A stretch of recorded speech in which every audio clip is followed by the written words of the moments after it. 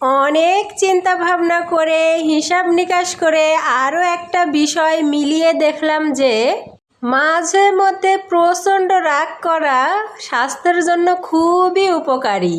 আরে আরে wait wait wait, উল্টাপাল্টা বক্সি ভেবে আবার পচা ডিম ছুঁড়ে মারিয়েন না প্লিজ।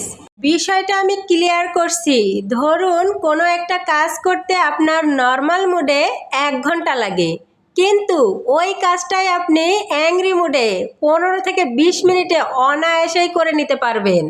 তারপরে ধরুন আপনার সাথে কেউ একজন অনেক বেশি অন্যায় করতেছে, কিন্তু আপনি ভদ্রলোক হওয়ার কারণে তার মুখের উপরে সঠিক জবাবটা দিতে পারছেন না।